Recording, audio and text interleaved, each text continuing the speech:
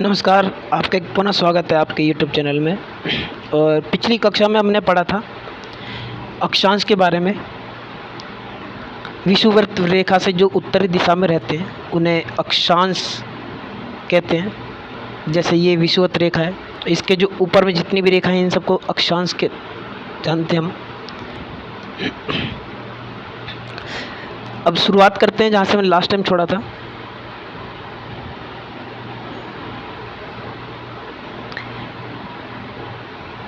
Last time हमने बता दिया था कि जो आपका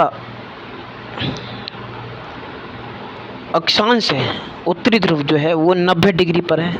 ये हमने चर्चा की थी लास्ट वीडियो में। अब हम पढ़ते हैं कि इस प्रकार विषुवत वृत्त के उत्तर की सभी समानांतर रेखाओं को उत्तरी अक्षांश कहते हैं। मतलब कि जितने भी ये अर्थ के ऊपर उत्तर की दिशा में जितने भी हैं ये रेखाएं हैं, इनको हम क्या कहते हैं? उत्तरी अक्षांश कहते हैं। तथा विषुवत वृत्त के दक्षिण में स्थित सभी समानांतर रेखा को दक्षिणी अक्षांश, मतलब इस रेखा के जितने भी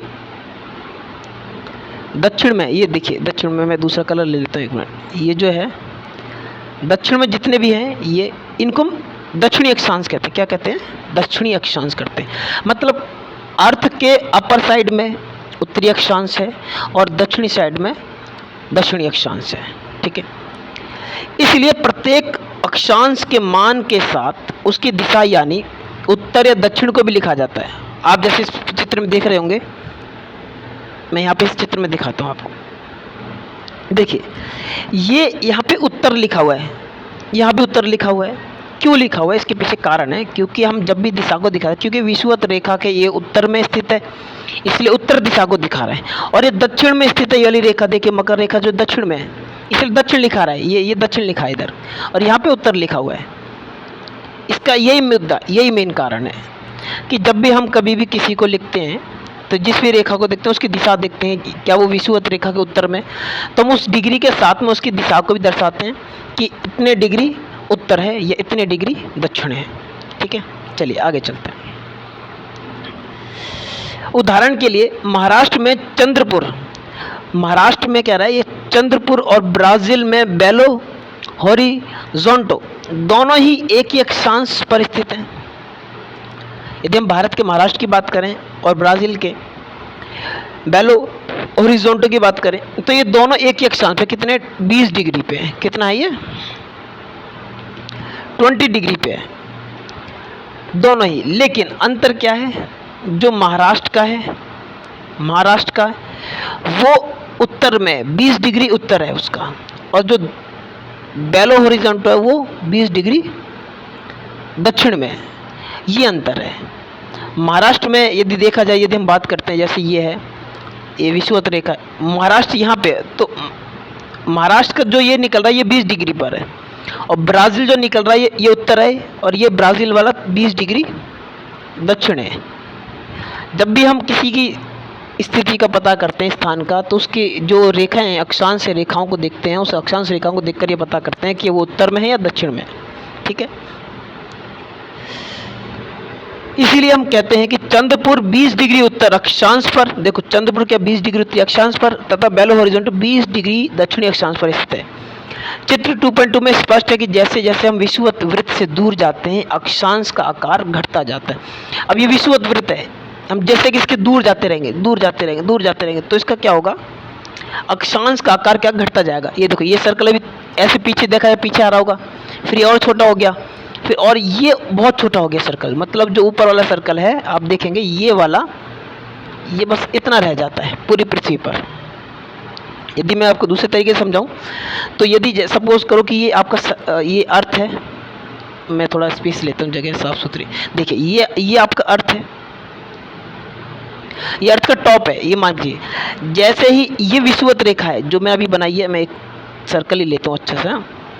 जैसे कि मान लीजिए हमने ये सर्कल, ये अर्थ है, ठीक है, ये अर्थ का टॉप है, और ये रेखा है तुम्हारी, क्या है? एक मिनट, जो ये रेखा है, ये रेखा तुम्हारी है विषुवत रेखा। ठीक है, जैसे ही आप इससे ऊपर की तरफ आते रहेंगे, ठीक है, मतलब ये आप इधर एक और आए, ठीक है, ये और बढ़ोगे इससे आगे, तो जैसे जैसे हम ऊपर की तरफ उठते रहेंगे तो इसका जो सर्कल है, ये जो सर्कल है ये वाला, ये छोटा हो गया, ठीक है।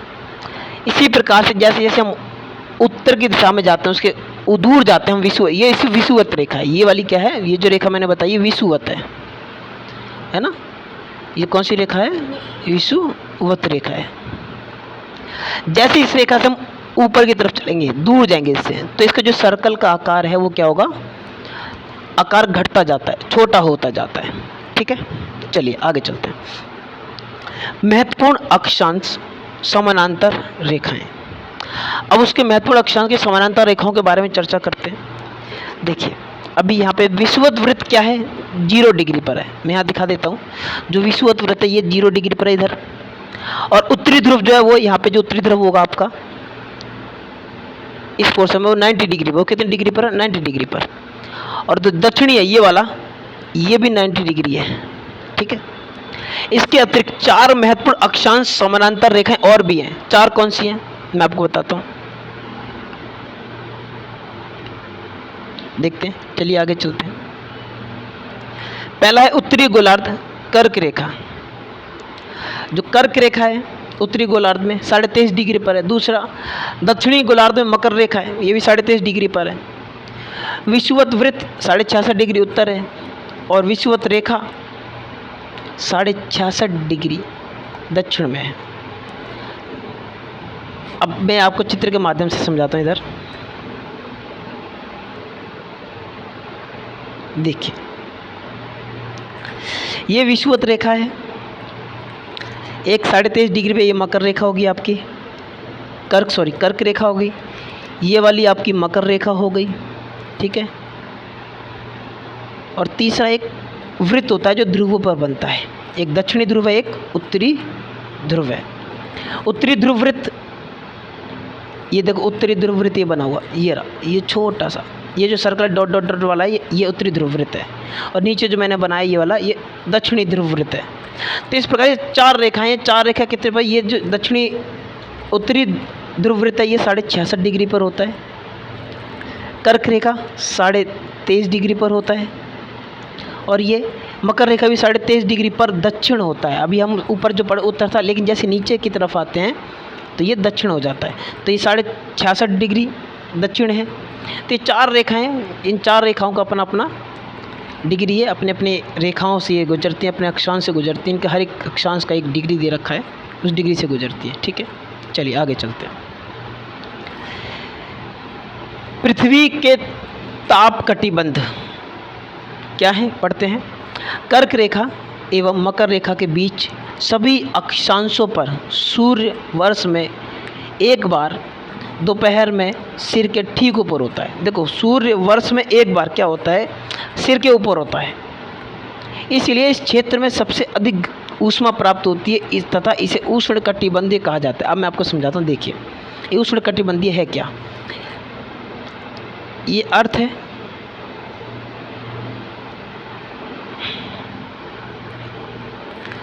जब इस अर्थ पर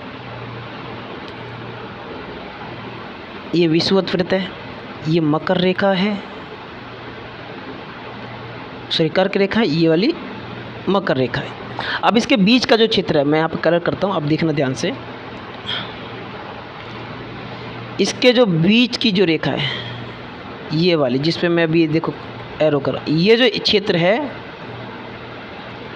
ये जो पूरा क्षेत्र जो आपको मैं बता रहा हूँ इस पे ध्यान देना, ये जो पूरा जो क्षेत्र है ये आपका क्षेत्र क्या कहलाता है, उष्णकटिबंधीय क्षेत्र कहलाता है। क्या कहलाता है, उष्णकटिबंधीय क्षेत्र। क्यों, क्योंकि ये जो ऊपर है ये कर्क रेखा है, और ये नीचे वाली क्या है, मकर रेखा, ठीक है, ये वाली मकर रेखा और ये वाली कर्क रेखा। इसके जो बीच का जो क्षेत्र है ये वाला, ये जितना भी क्षेत्र है ये क्षेत्र क्या कहलाता है आपका, उष्णकटिबंधीय क्षेत्र कहलाता है, ठीक है, चलिए आगे चलते हैं। कर्क रेखा तथा मकर रेखा के बाद किसी भी अक्षांश पर दोपहर का सूर्य कभी भी सिर के ऊपर नहीं होता। कर्क रेखा तथा मकर रेखा के बाद यदि हम इन दोनों के बाद की बात करते हैं तो कभी भी किसी भी अक्षांश पर दोपहर का सूर्य, यदि दोपहर के समय सूर्य कभी भी सिर के ऊपर नहीं होता। ध्रुवों की तरफ सूर्य की किरणें तिरछी होती हैं। जो ध्रुव है वहाँ पर उनकी किरणें क्या होती हैं? तिरछी होती हैं। इसी प्रकार उत्तरी गोलार्ध में कर्क रेखा एवं उत्तरी ध्रुव वृत्त तथा दक्षिणी गोलार्ध में मकर रेखा एवं दक्षिणी ध्रुव वृत्त के बीच वाले क्षेत्र का तापमान मध्यम रहता है, इसलिए इन्हें शीतोष्ण कटिबंधी कहते हैं। अब ये शीतोष्ण कटिबंधी क्या है? अब देखिए, मैं समझाता हूँ फिर से। ये अर्थ है, अपनी पृथ्वी है, ठीक है। इस पृथ्वी पर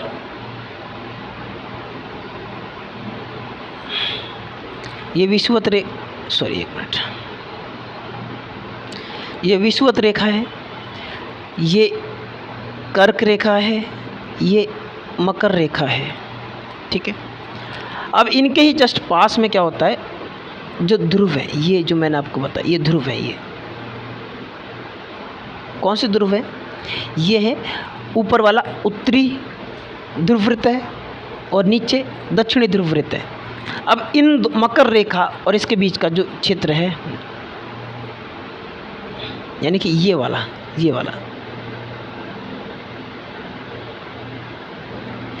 ये जो क्षेत्र जिसमें मैं ब्लू कलर की लाइन चली, ये जो क्षेत्र है, इस क्षेत्र को शीतोष्ण कटिबंधीय क्षेत्र कहते हैं और इस वाले क्षेत्र को भी शीतोष्ण कटिबंधीय क्षेत्र कहते हैं। क्यों? क्योंकि ये रेखा है आपकी मकर रेखा, कर्क रेखा सॉरी, और ये मकर रेखा है, और ये जो गोला, ये वाला, ये चीज़, इस रेखा की मैं बात कर रहा हूँ। ये जो रेखा है जो मैं डार्क कर रहा हूँ, ये और ये, अब इन दोनों के जो बीच का जो क्षेत्र है ये वाला, इसको शीतोष्ण कटिबंधीय क्षेत्र कहते हैं, ठीक है। इसमें ज़्यादा गर्मी नहीं होती, तापमान मध्यम रहता है, 23 डिग्री 30 डिग्री 27 डिग्री, इतना मध्यम रहता है। इसमें ना ज़्यादा ठंड पड़ती है ना ही ज़्यादा गर्मी पड़ती है, ठीक है। चलिए आगे चलते हैं।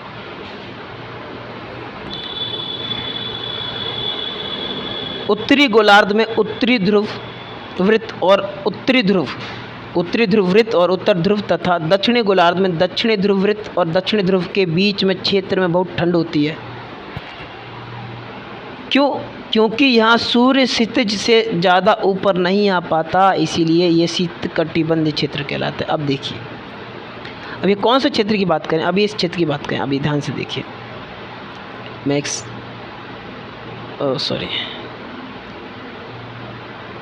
ये है।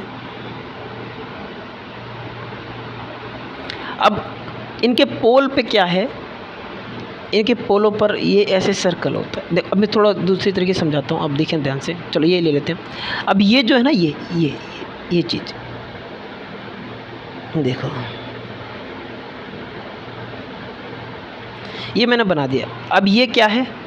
इसे मान के चलिए आप एक तरीके से,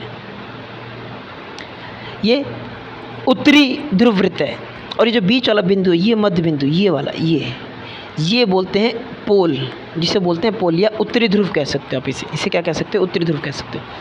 इस क्षेत्र का जो भी एरिया है, यहाँ पे सूर्य की किरण हमेशा तिरछी पड़ती हैं। ये उत्तरी ध्रुव है, ठीक है। देखो यहाँ एरिया भी लिखा हुआ, ये रहा उत्तरी ध्रुव लिखा हुआ। तो यहाँ पे सूर्य की किरणें हमेशा तिरछी पड़ती हैं, इस प्रकार से पड़ती हैं सूर्य की किरणें।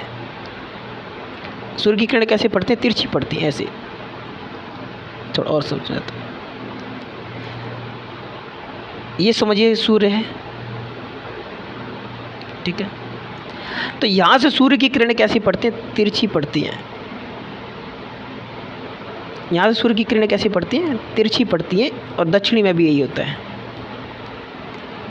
तो इधर जो ध्रुव है आपका, ये जो उत्तरी गोलार्ध ध्रुव है और नीचे का दक्षिणी गोलार्ध ध्रुव है, तो यहाँ पे क्या होता है?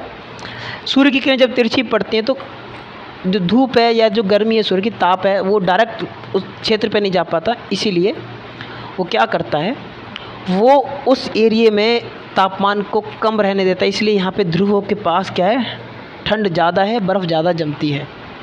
ठीक है, ध्रुवों के पास जो पोल है, हमारे पोल के पास अधिकतर ठंड रहती है, बर्फ़ जमी रहती है। ठीक है, तापमान माइनस में रहता है यहाँ पे।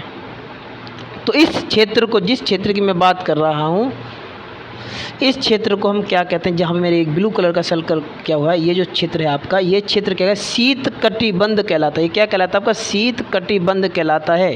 ध्यान से सुनना, ये जो क्षेत्र है जिसको मैं नीले सर्कल से कलर किया है, ये वाला क्षेत्र और ये वाला क्षेत्र क्या कहलाता है आपका, शीत कटिबंधीय क्षेत्र कहलाता है। ठीक है, चलिए आगे चलते हैं। अब बात आती है कि देशांतर क्या है, देशांतर है क्या। अभी तक तो हमने पढ़ रहे थे कि भाई पृथ्वी पर जो रेखाएं विषुवत रेखा के समानांतर चलती है उन्हें अक्षांश कहते हैं। लेकिन अब बात है जो पृथ्वी पर रेखाएं खड़े रूप में दिखाई दे रही हैं, आपको जैसे एग्जांपल दिखाई दे रहा है यहाँ पे, तो ये क्या है, इन रेखाओं को देशांतर कहते हैं। पढ़ते हैं क्या दे रखा है, किसी स्थान को बताने के लिए उस स्थान के अक्षांश के अतिरिक्त कुछ और जानकारियों की आवश्यकता भी होती है। आप देख सकते हैं कि प्रशांत महासागर में टोंगा द्वीप और हिंद महासागर में स्थित मॉरिशस द्वीप एक ही अक्षांश 20 डिग्री दक्षिण पर स्थित हैं। दोनों एक ही डिग्री पर स्थित हैं। अब इस स्थिति में कैसे पता करें कि दोनों ही दक्षिण में, हिंद महासागर भी दक्षिण में है और तुम्हारा टोंगा द्वीप ये भी है, मॉरिशस द्वीप और टोंगा दोनों की 20 डिग्री दक्षिण में स्थित है। उनकी यही स्थिति जानने के लिए यह पता करना होगा कि उत्तरी ध्रुव को दक्षिणी ध्रुव से जोड़ने वाली संदर्भ रेखा पूर्व या पश्चिम की ओर इन स्थानों की दूरी कितनी है, पूर्व की तरफ कितनी है या पश्चिम की तरफ कितनी या पूर्व की तरफ कितनी है, इन स्थानों की दूरी कितनी है। इस संदर्भ में रेखाओं को देशांतर या मनोत्तर कहते हैं और इन संदर्भ रेखाओं को क्या कहते हैं हम लोग, देशांतर या मनोत्तर कहते हैं। ठीक है, ये जितनी भी रेखाएं आप ये देख रहे हैं जो, ये सारी देशांतर रेखाएं कहलाती हैं, देशांतर या मनोत्तर कहलाती हैं। चलिए आगे चलते हैं।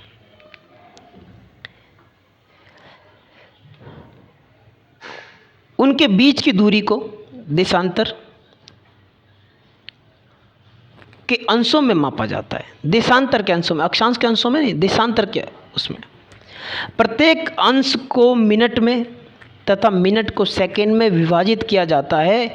ये अर्धवृत्त है, ये अर्धवृत्त है तथा उनके बीच की दूरी ध्रुवों की तरफ बढ़ने पर घटती जाती है। उनकी जो दूरी है क्या होती है, ध्रुवों की तरफ जब बढ़ते हैं हम, घटती चली जाती है, जहाँ सभी देशांतरीय या मनोत्तर आपस में मिलते हैं, जैसे कि आपको इस उदाहरण में दिखा रखा है। नहीं तो ये इधर भी इस उदाहरण में भी देख सकते हैं कि जैसे ही जो रेखा इन दोनों के बीच का गैप ज़्यादा है, इन दोनों का गैप ज़्यादा है, यहाँ भी ज़्यादा है, लेकिन जैसे जैसे हम ऊपर के ध्रुवों की तरफ बढ़ते हैं इस तरफ, तो सारी रेखाएं क्या हैं, एक जगह आपस में मिल जाती हैं।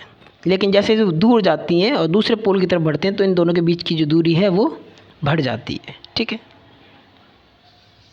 चलिए, अक्षांश रेखाओं से भिन्न सभी देशांतरीय या मनोत्तर की लंबाई समान होती है।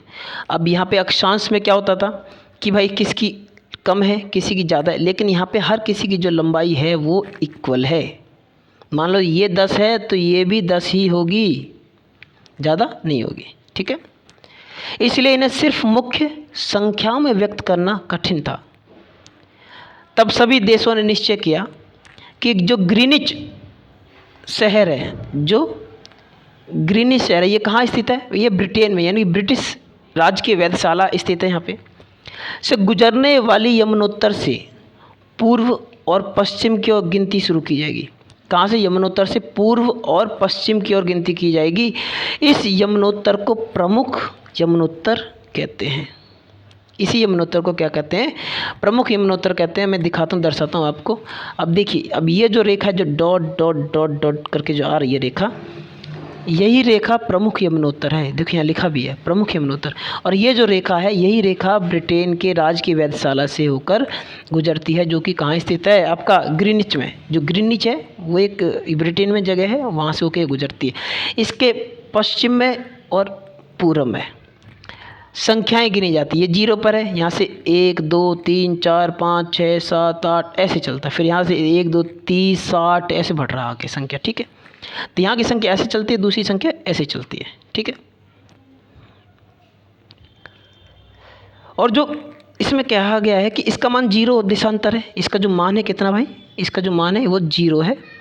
और यहाँ से 180 पूर्व, 180 पूर्व और 180 पश्चिम, क्योंकि ये जो बीच वाली रेखा है जब आपस में यहाँ से घूम के यहाँ यहीं जुड़ेगी आकर से, ठीक है। तो यहाँ से इसको आधा हो जाएगा, तो यहाँ से आकर जुड़ेगी तो ये आधा हो गया। तो जितनी सर्कल है 180 है, ठीक है। 180 डिग्री पश्चिम, 180 डिग्री पूर्व है। प्रमुख यमुनोत्तर तथा 180 डिग्री यमुनोत्तर मिलकर पृथ्वी को 2 समान भागों में, पूर्व गोलार्ध और पश्चिम गोलार्ध, ये जो गोलार्ध है, ये वाला गोलार्ध जिससे मैं कलर कर रहा हूँ, ये जो गोलार्ध है ये आपका कहलाता है पश्चिमी गोलार्ध। और ये वाला जो गोलार्ध है आपका, एक कलर दूसरा लेते हैं, ये वाला जो गोलार्ध है ये आपका कहलाता है पूर्वी गोलार्ध, ठीक है। 2 गोलार्ध हो गए। क्यों? क्योंकि इस वाली रेखा ने, जिसकी रेखा की मैं बात कर रहा हूँ, जो प्रमुख यमुनोत्तर, ये वाली जो रेखा है प्रमुख यमुनोत्तर ने पृथ्वी को बराबर 2 भागों में बांट दिया, जिसे पश्चिमी यमुनोत्तर गोलार्ध, इसे पूर्वी गोलार्ध कहते हैं, ठीक है। उससे पहले हमने जब पढ़ा था, क्या पढ़ा था कि जो अक्षांश है, अक्षांश क्या करता है? विषुवत वृत्त जो है, सॉरी एक मिनट, जो विषुवत रेखा है वो भी पृथ्वी को 2 भागों में बांटती है, लेकिन वो उत्तरी गोलार्ध था ऊपर वाला, नीचे वाला दक्षिणी गोलार्ध था। लेकिन यहाँ क्या है? यहाँ पर ये वाली जो रेखा है ये हो गया आपका पश्चिमी गोलार्ध, और जो ये वाली है ये होगी पूर्वी गोलार्ध, पूर्वी गोलार्ध, ठीक है। ये अंतर है इन दोनों में, और दोनों ही गोलार्ध 180 डिग्री 100 डिग्री पर आपस में मिलते हैं। इसीलिए किसी स्थान के देशांतर के आगे पूर्व के लिए अक्षर पू, जैसे यहाँ लिखा हुआ है पू, ये रहा पू, और पश्चिम के लिए पा का इस्तेमाल किया जाता है। यह जानना रोचक होगा कि 180 डिग्री पूर्व और 180 डिग्री पश्चिम यमुनोत्तर एक ही रेखा पर स्थित है। बिल्कुल है जी, दोनों एक ही रेखा पर स्थित हैं, पूर्वी गोलार्ध और पश्चिमी गोलार्ध। अब ग्लोब पर अक्षांश रेखाओं एवं देशांतर यमुनोत्तर के द्वारा बने ग्रिड को देखें। अभी देखो ग्रिड बना हुआ है, ये देखो ये ग्रिड एक दूसरे को आपस में काटते हैं। ग्रिड क्या होता है? जो एक दूसरे को 90 डिग्री पर काटते हो। अगर आपको किसी स्थान के अक्षांश एवं देशांतर की सही जानकारी हो तो आप ग्लोब पर किसी भी स्थान का पता आसानी से लगा सकते हैं। एक उदाहरण ले लेते हैं। कहता है कि असम में जो घुबरी है वो 26 डिग्री उत्तरी अक्षांश एवं 90 डिग्री पूर्वी देशांतर पर। अब देखो 30 ये रहा, यहाँ पे 26 होगा, है ना। अब 90 कहाँ पे आ रहा है? और 90 भी देखना ज़रूरी है। 90 डिग्री ये तो हो गया भाई आपका एक तरीके से ये रहा 26 डिग्री ये रहा, और 90 डिग्री आपका इधर होगा। तो ये जो पॉइंट है ये वाला, इधर ही असम है, असम का धुबरी है। अब उस बिंदु को देखें जहाँ ये दोनों रेखा आपस में एक दूसरे को काटते हैं, तो यह बिंदु धुबरी का सही स्थान होगा। मैंने आपको बता दिया, जब आपस में रेखा एक दूसरे को जब काटेंगी, मान लो कि ये 26 डिग्री 90 डिग्री पूर्व है और ये 26 डिग्री उत्तर, तो ये जो बिंदु ये वाला, ये डिग्री क्या कहलाएगी? आपकी असम की स्थान कहलाएगी। क्योंकि जब आपको किसी भी स्थान का देशांतर और अक्षांश पता है, यदि आपको किसी स्थान का देशांतर और अक्षांश पता है तो आप उस स्थान की सही स्थिति का पता लगा सकते हैं। ठीक है, चलिए आगे चलते हैं।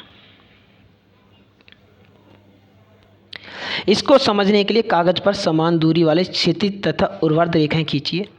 ऊर्ध्वाधर रेखाओं की संख्या 1 2 3 4 से और क्षैतिज संख्याओं की संख्या का ख गा डा अक्षरों से व्यक्त करें। जिन बिंदु पर, अच्छा ये तो आपके लिए उदाहरण है, ठीक है। आप इन तरीकों से भी आप किसी क्षेत्र का नाम पता कर सकते हैं। चलिए आगे चलते हैं। ये है मैप इधर का। इस नक्शे के आधार पर आप देख सकते हैं किस प्रकार से हम किसी भी स्थान की पता लगा सकते हैं। ठीक है, अब आप देखेंगे कि वृत्त अ और ख उत्तरी अक्षांश 1 डिग्री पूर्व दिशांतर पर स्थित है। अन्य वृत्तों की स्थिति क्या अभी आपको है, अगले क्लास में हम जब पढ़ेंगे तो अगले क्लास में देशांतर और समय के बारे में जानेंगे कि देशांतर और समय क्या होते हैं। ठीक है, जब तक के लिए हमारे चैनल पे बने रहिए, लाइक करें, शेयर करें, कमेंट करें और वॉच करते रहें। Thank you.